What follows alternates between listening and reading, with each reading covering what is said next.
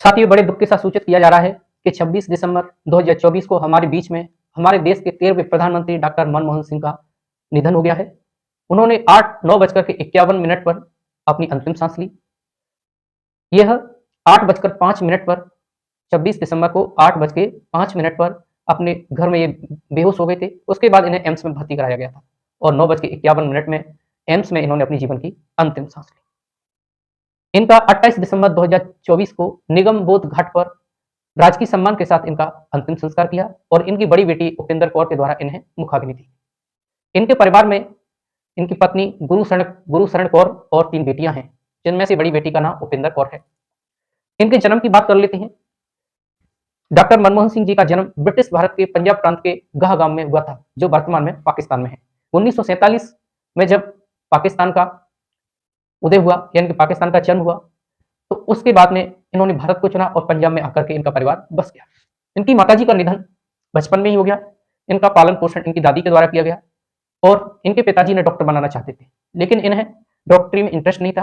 इन्हें सबसे ज़्यादा इंटरेस्ट इकोनॉमी के क्षेत्र में था, तो इन्होंने इकोनॉमी की पढ़ाई की और अमृतसर से इन्होंने स्नातक की पढ़ाई की। उसके बाद एक कैम्ब्रिज यूनिवर्सिटी चले गए, वहाँ पर इन्होंने इकोनॉमी के क्षेत्र में पीएचडी की उपाधि धारण की, यानी कि पीएचडी की मानक उपाधि प्राप्त की। उसके बाद ये भारत आए और भारत में ये प्रोफेसर रहे इकोनॉमी के क्षेत्र में। उसके बाद इन्होंने ये भारत के मुख्य आर्थिक सलाहकार भी रहे 1972 से लेकर के 1976 तक, और 1982 से 1985 तक आरबीआई के गवर्नर भी रहे।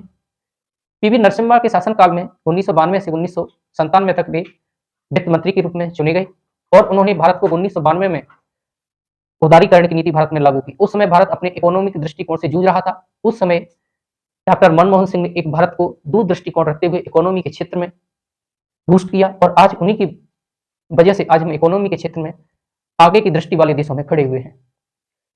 1997 के बाद में जब 2004 और से लेकर के 2014 तक वो देश के प्रधानमंत्री चुने गए, जिन्होंने 2 कार्यकाल पूर्ण किए।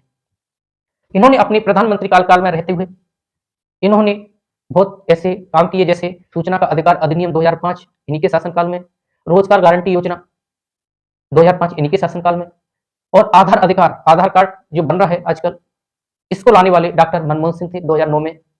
2014 में इनका कार्यकाल खत्म हो जाता है और प्रधानमंत्री मोदी बन जाते हैं।